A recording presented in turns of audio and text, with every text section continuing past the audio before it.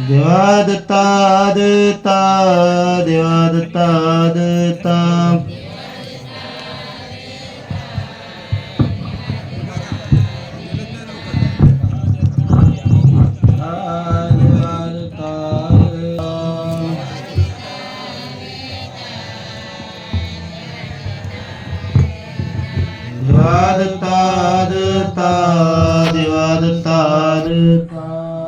श्री गुरुदेव सद्गुरु महाराज की जय। यात्र ऋषि अनुसया माता की जय।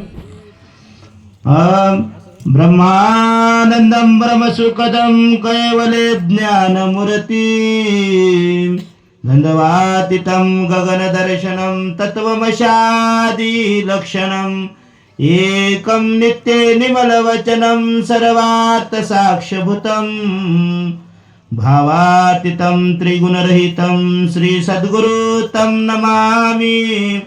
ध्यानमूलं गुरुमूर्ति पूजामूलं गुरुपदं मंत्रमूलं गुरुवाक्ये मोक्षमूलं गुरुकृपा। श्री गुरुदेव सद्गुरु महाराज की जय। आनंदाय नमो नमः, श्री दत्तात्रेयाय नमो नमः, शहादत्ताय नमो नमः, निर्विकाराय नमो नमः। जय जय सद्गुरु कर्मनाशका, जय जय सद्गुरु कामछेदका, जय जय सद्गुरु कीर्ती वरदायका, निज स्वरूपा जगत ज्योती। सद्गुरु महाराज की जय। प्रथमतः अनंत कोटी ब्रह्मांड नायक अविनाश स्वरूप या स्वरूपाला नमस्कार करून उपस्थित व्यासपीठावरील वैराग्यवंत ज्ञानवंत परत शास्त्राचे महान अभ्यासक तसेच ज्ञानार्जन करण्यासाठी आलेली सर्व परिसरातील माता पिता भाविक भक्तजन तसेच या कार्यक्रमाचं नियोजन संचलन ज्यांनी केलंय त्या सर्वांना साष्टांग नमस्कार करून आज निजात्मबोध ग्रंथ यातील 9वा अध्याय या 9व्या अध्यायाच्या सुरुवातीला प्रारंभ करण्यापूर्वी थोडस मंडळी समोर या मंडळी। सिकंदर युद्ध करत करत निघाला आणि निघाल्याच्या नंतर काही भारताचा भाग जिंकला आणि तिथल्या लोकांना विचारलं, म्हणले इथं वैराग्ययुक्त संत कुठं राहतात? त्या लोकांनी एकाच वाक्यामध्ये उत्तर दिलं, नो ड्रेस नो ड्रेस। त्यांनी काय सांगितलं? त्यांना ड्रेस नसतो आणि कुठं राहतात ॲड्रेस नसतोच। मग त्यांना ओळखायचं कसं? करतलू भिक्षा तरतलू छाया। हातामध्ये भिक्षा मागतात, हातात असेल ते खातात, कोणत्याही महाकाय वृक्षाच्या ठिकाणी त्यांचा मुक्काम असतो। एवढं सांगितल्यानंतर तो महाकाय जंगलामध्ये गेला। जंगलामध्ये शोध करत असताना एका महावृक्षाच्या खाली एक वैरागी संत विवस्त्र स्वरूपामध्ये, जठा अशा लांब गेलेल्या, डोळे अगदी खोल गेलेले, तेजपुंज असलेली कांती, ज्याची वल्कली असणारे परधानी अस्त्र असलेलं वस्त्र असलेलं, त्यावर बसलेला ध्यानस्थ असलेला संत वैराग्यवंत दिसला आणि तो सिकंदर घोड्याच्या खाली उतरला आणि सांगितलं, महाराज मी तुम्हाला न्यायला आलोय, चला लवकर। त्याने म्हणले, राजा अरे ज्याचं येणं जाणं बंद झाले त्याला कुठं नेऊन काय करणार आहेस? मुकाट्यानं बसतोस का तुझी मान छाटून टाकून देईल म्हणला। ते म्हणले, जे अगोदरच मरून गेले त्याला मारून तरी नेमकं काय करणार आहेस? दोन उत्तर वेगळी भेटल्यानंतर सिकंदर म्हणला, नाही, माझ्या वडिलांना बोलवलंय त्यासाठी तुला न्यायला आलोय. राजाच होता. त्याने सांगितलं, मी यायला तयार आहे, पण माझे दोन प्रश्न आहेत. त्या दोन प्रश्नाचं उत्तर जर तुझे वडील देत असतील तर मी तुझ्या वडिलांना भेटण्यासाठी येईल. तेव्हा कोणते प्रश्न आहेत? राजा, जगामध्ये विजयी कोण आणि जगामध्ये सुखी कोण? या दोन प्रश्नाचे उत्तर विचारून ये, नंतर मी तुझ्याकडे येईल, तुझ्या वडिलांना भेटण्यासाठी येईल. तेव्हा सिकंदर घोड्यावर स्वार झाला. 10-15 दिवस लागले जाण्यासाठी. तिथं गेल्या गेल्या वडिलांनी आपल्या मुलाला बघितलं आणि विचारलं, बाळ, मी जी वस्तू मागितली होती ती आणलायस? म्हणलो, आणायला गेलो होतो. पण त्यांनी दोन प्रश्न विचारले. म्हणले, कोणते? जगामध्ये विजयी कोण आणि जगामध्ये सुखी कोण? एवढं प्रश्न ऐकल्याबरोबर वडिलांनी ताबडतोब उत्तर देऊन टाकलं, जगामध्ये विजयी संतच आणि जगामध्ये सुखी संतच. एवढे दोन प्रश्नाचं उत्तर एकच आल्यावर सिकंदरने डोक्यावरचा मुकुट खाली ठेवला, हातातली तलवार बाजूला ठेवली. सांगा बाबा, मी एवढे जग जिंकले, मी विजयी नाही? मी ऐश्वर्य संपन्न असून मी सुखी नाही? तर तेव्हा ते सिकंदरचे वडील म्हणाले, बाळ, लोकांचा जीव घेऊन, लोकांचे संसार उद्ध्वस्त करून, लोकाला रानवून पळवून कधी राजा कोणी जिवंत विजय होऊ शकत नाही. आणि दुसरे एक उदाहरण सांगतो, तुला सांगतो, ज्याची 5 कर्मेंद्रिय, 5 ज्ञानेंद्रिय, 11 मन याच्यावर विजय मिळवता आला नाही, त्याला जगातला कुठलाही विजय मिळवता येत नाही राजा. म्हणल्यावर सिकंदरने सांगितलं, बाबा, मी एवढं जे काही जग जिंकलंय, एवढे लोक मारलेत, मला याच्या पूर्वी का सांगितलं नाही? त्यावर वडिलांनी खूप उत्तर चांगलं दिलं. बाळ, मी तुला याच्या पूर्वी सांगितलं होतं, सांगतच होतो, पण ज्यावेळेस मी सांगितलं असलं तर तू मला जिवंत ठेवला नसतास का? तू एक क्षण का होईना, 1 मिनिट का होईना, 15 मिनिटं का होईना, त्या संताच्या संगतीमध्ये तू जाऊन आलास. त्या संताच्या अंगाचं वारं तुला लागलंय, म्हणून तुला मी आज सांगण्याच्या योग्यतेचा आहे. याचं कारण आहे, वैराग्य संतांचं शब्द तर सोडाच, पण त्याच्या चरणाचा स्पर्श जरी झाला तर जीवाचा उद्धार होत असतो. तुमचं आमचं परम भाग्य आहे. आज तेच योगायोगानं न कुठलाच हे करता शास्त्रातला अध्याय 9 वैराग्याचं वर्णन या ठिकाणी आम्हाला वर्णनासाठी आलेलं आहे. आणि त्या ग्रंथाला, त्या अध्यायाला सुरुवात करत असताना कवी करते भगवंताचं स्तवन चिंतन करत असताना, देवा, तू मायेचा नियंता आहेस, सर्व जगाचा सूत्रधारी आहेस. किंवा काम नावाचा जो वस्तू आहे ना, काम, कोणते काम? जे 5 विषय आहेत, हे काम जे आहे ते भगवंताच्या कृपेशिवाय कोणी निवारण करू शकत नाही. आणि या कामाचा सूत्रधारी तोच आहेस. आणि ते काम इतका अवघड आहे. मम कामाचे निघाय, भगवान परमात्मा सांगतात, मम कामाचे निघाये, ब्रह्मा कन्येशी भोगो पाहे, पाराशरे केले काय भोगिले दिवा दुर्गंधा. तुमच्या आमच्या सामान्य व्यक्तीचा जीवाचा विषय सोडून द्या, काम एवढा प्रबळ आहे, आढळ आहे, तो ब्रह्मादिक लोकांना सुद्धा आढळ आहे. ज्यांनी सूर्याला आज्ञा द्यावी, सूर्या तू थांब म्हणल्याबरोबर सूर्य थांबावा, वायूला आज्ञा द्यावी, वायू थांबावा. पंचभूत ज्याच्या हातात आहेत, ज्याच्या अधिकार संपन्न आहेत, अधिकारात आहेत, त्या लोकांना सुद्धा कामाने जर्जर केले. नव्हे नारदादिक लोक, इंद्रादिक लोक, या सुद्धा लोकांनी कामाला असणार त्या कामाने चर्चा केले. तर देवाला कवी करते सांगतात, तू कामाचा छेदक आहेस, काम तुझ्यावरूनच, तुझ्या कृपेने त्याला विजय मिळवता येतो असा तू असणारा कीर्तीचा वरदायक आहेस, सुस्वरूपाची असणार त्या ठिकाणी जागृत ज्योत आहेस, असं कवी करते भगवंताचं स्तवन चिंतन करता. चला पुढे. जय जय सद्गुरु केवळ रूपा, जय जय सद्गुरु कैवल्य दीपा, जय जय सद्गुरु कोमल स्वरूपा, कुमार अवस्था ज्ञान सूर्या. त्या ठिकाणी सद्गुरूचं वर्णन करतात. सत, चित आणि आनंद. जे सत म्हणजे ईश्वर, चित म्हणजे माया, आनंद म्हणजे निर्गुण, याचा सर्वस्व असणारं सच्चित आनंद स्वरूप सद्गुरु. आणि त्या स्वरूपाचा सद्गुरूचं वर्णन करत असताना रज, तम आणि सत्व या त्रिगुणाची परिपूर्णता करून शुद्ध सत्वाचं ज्ञान ज्याच्याकडे आहे तो सद्गुरू किंवा काल मृत्यू भय या सर्वावर विजय मिळणारा तो म्हणजे सद्गुरू. कारण सद्गुरू नामाचे स्मरण करिता होय दिव्य ज्ञान, मती होय प्रकाश पूर्ण, प्रातकाळी स्मरलिया.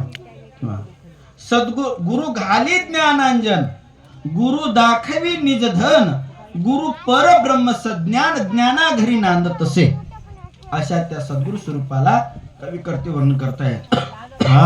जय जय सद्गुरु गर्भ भजनाम, जय जय सद्गुरु त्रिगुण गहनाम, काल रूप जनार्दना विश्व करता तोची एक.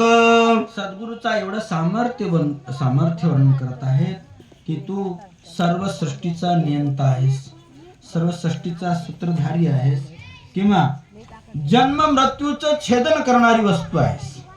जगतामध्ये कुठल्याही मंत्र तंत्राने कुठल्याही तपसाधनेने अनेक साधनता प्राप्त होते. कोणते? इंद्रादिक पद, कैलासादी पद, ब्रह्मपदादी पद प्राप्त होत असतात. मात्र सद्गुरु कृपे वाचून जन्म मरणाचं छेदन त्या ठिकाणी सांगितलंय. सदशिष्य सत्पात्र श्रद्धाळू, तव गुरु होती कृपाळू, करती परज्ञानाचा सुखाळू प्रीती देथ. किंवा सदशिष्याची मरण चिंता, स्वयजो निवारी वस्तुता, तोची सद्गुरु पूर्ण तत्वता एरते मंत्र तंत्र उपदेश दे. सद्गुरु शिवाय जन्म मरणाचं बंधन किंवा जन्म मरणाचं छेदन करणारी अशी वस्तुस्थिती नाही, वस्तूच कोणती नाही. आणि ते सद्गुरु स्वरूप म्हणून भगवान दत्त प्रभूलाच असणारं नाव आलेलं आहे. असा एक अवतार आहे, जयेचे नामे फळे कृतांतू, जयेचे नामे जन्म मरण घातू, तो अवतार श्री दत्त मूर्तिमंतू परब्रह्म असे. भागवतामध्ये नाथ महाराज सांगतात असा एक अवतार आहे ज्याचं चिंतन केल्याच्या नंतर जन्म मृत्यू किंवा अनादि दुःख असणार किंवा कायिक वाचिक मानसिक त्रिताप त्रिदोष. आता कायिक म्हणजे काय? कायेनं केलेलं म्हणजे शरीरानं केलेलं पाप कोणतं कोणतं आहे? चोरी, व्याभिचारी, अनेक प्रकारचे असणारे हाणामारी, अनेक जे काही कायेनं केलेले पाप आहे. वाचिक म्हणजे वाचेनं अनेक प्रकारच्या माणसं शिवा देत असतात आणि ते वाचेनं. मानसिक म्हणजे मनानं चिंतिलेलं अशा. आणि त्रिताप त्रिदोष हे समूळ जे काही नष्ट करण्याची जी क्षमता आहे ती केवळ सद्गुरूच्या नामचिंतनामध्ये असं बोलू लागले.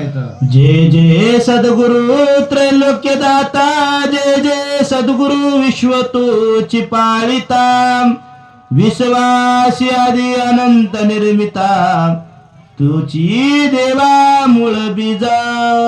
सर्व बीजाचं बीज मूळ सद्गुरू आहे. केव्हापासूनचा आता विषय खूप मोठा आहे. नाद बिंदू कळा ज्योती नव्हती, मूळ माया प्रकृती, हरी विरंचीची गती नव्हते रुद्र महेश्वर. जेव्हा ब्रह्म विष्णू महेश किंवा सृष्टीची निर्मिती झाली नव्हती, जिथं काहीच नव्हतं तिथं गुरु हे शब्द होते आणि त्या गुरु शब्दाचा विग्रह होऊन पिंड ब्रह्मांडाची रचना झाली, मायेची निर्मिती झाली आणि एक अक्षर गुप्त राहिलं. ते अक्षर कोणतं होय?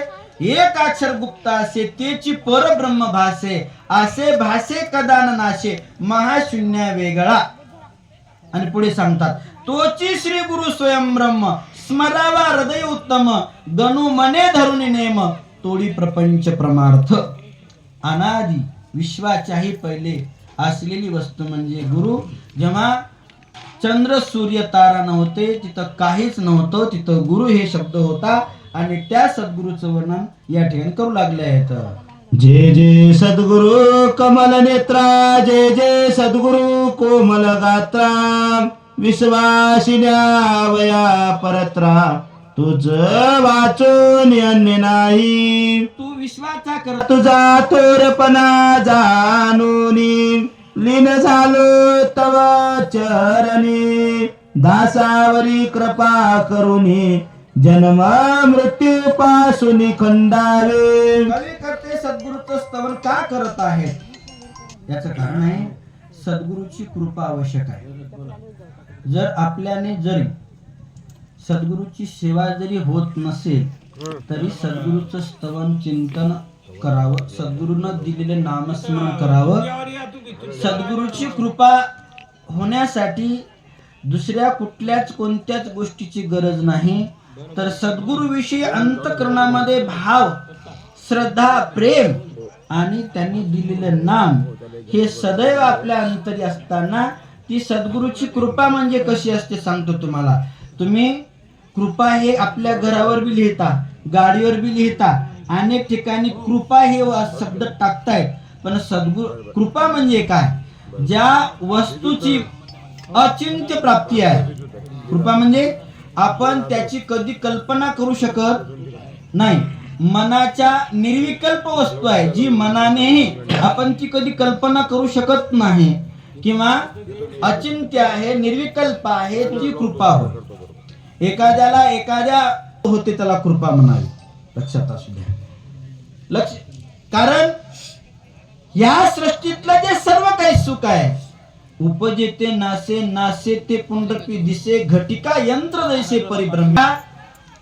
पदार्थाने, अन्नाने पोट भरत, ज्ञानाने हे भरत.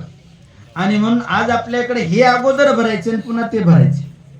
त्यासाठी सद्गुरूच्या कृपेने ज्ञान परिपूर्ण झालेला माणूस, जीवात्मा, तो अनंत जन्माचा सुखी होत असतो. म्हणून या ठिकाणी कवी करते, ज्याची कृपा संपादन झाली असताना आपण अनंत जन्माचे सुखी होत असतो, त्या सद्गुरूची स्तुती या ठिकाणी करू लागले आहेत. ऐशिया सद्गुरु उदार कंदाम परात परपूर्ण बोधाम, नमो नमो सचितानंदा, दावे शुद्ध मार्ग मज लागी. प्रभुराया, सद्गुराजा आम्हाला शुद्ध मार्ग दाखवा. जो मार्ग जीवनामध्ये सरळ आहे, ज्याच्या मार्गाने जात असताना आम्हाला कुठल्याच अडचणीची किंवा प्रयत्नाची पराकाष्ठा करावं लागत नाही, असा शुद्ध आणि सरळ मार्ग जर कोणता असेल तर तो मार्ग आम्ही कोणता अवलंबन करावा, असं सदशिष्य सद्गुरूला प्रश्न विचारू लागले आहेत. तुमचे जे अवतरणे ते आमादिना कारणे, अनाथ सोनी आपले म्हणणे, कैसे लावून दिनासी. तुमचा जो अवतार कशासाठी आहे? जगाच्या कल्याणा, संताच्या उभूती, देह कष्टविती परोपकार आहे. संत महात्मे अज्ञानातल्या अज्ञान जीवाला सज्ञान करण्याचं काम सदैव करत असतात. सद्गुरूच्या कृपेने अज्ञान जीवाचा उद्धार कसा होतो मी थोडक्यात सांगतो. एकदा एक संत महात्मे, संत असणारे, वाटेनं जात असताना दररोज बाजूलाच एक कुंभाराचा आवा होता. कुंभाराचा आवा, आणि ते कुंभार माठ वेगवेगळे लहान मोठे असे करून भाजून बाजूला ठेवायचा. आलेल्या गिरायकाला ते माठ द्यायचा. प्रत्येक जण ते माठ घेऊ लागलं, त्याला वाजू लागलं, चांगला वाटला, घेऊन जावं लागलं. आणि वंगळे वंगळे वंगळे वंगळे मडके असे बाजूला ठेवले होते. त्याच्यातलं लईच भेद पडलेलं होतं, जरा फुटलेलं होतं, आणि ते का कोणत्यात पडून होतं. महाराज जाता येता त्या मडक्याकडे बघायचे आणि हसायचे, निघून जायचे. जाता येता त्या मडक्याकडे बघायचे, हसायचे, निघून जायचे. एके दिवशी कुंभारला म्हणले, मला एक ते मडकं देतो का? म्हणले मडक बाजूला ठेवले चांगले, आणि त्या कोणत्यात जे आहे ना थोडस भद पडलेलं ते मडकं मला देऊन टाकून दे. म्हणले महाराज तसं तेवढं काय? म्हणले चांगलं देतो की मोठं देतो, तुम्ही मागाल ते भद पडलेलं आहे, ते खराब पडलेलं आहे, त्याला काय करता? म्हणले तेच दे. मडक्यालाही वाटलं चांगले चांगले मोठ्या मोठ्या राजाच्या घरी गेले असतील, दही दूध तूप लोणी सगळ्याकडे असेल, महाराज मला नेऊन काय करते? त्याच्या मडक्यालाही वाटलं हे मजा असणार फुटकं हे शरीर नेऊन महाराज मला नेमकं काय करतील, त्या मडक्यालाही वाटू लागलं होतं. आणि ते महाराजांनी ते मडकं नेलं आणि तिथं महादेवाच्या पिंडीवर पाणी भरून त्याला त्याच्यावर गळती ठेवली. त्या मडक्यानं बरं झालं म्हणला, चांगलं झालं असतं तर कुठेही मला नेले असते म्हणला. चांगलं जर असलं तर मला कुठेही नेले असते. मी फुटकाव, मला देवाची सेवा मिळेल, देवाच्या वर मला पाणी टाकायचं भाग्य प्राप्त झालंय. आधी आमच्या चांदू महाराजचं तसंच झालंय, सांगतो मी तुम्हाला. ते जर संसारात गुंतलं असलं तर कोणी ते नोकऱ्या केलं असतं, कोणाची काही केलं असतं.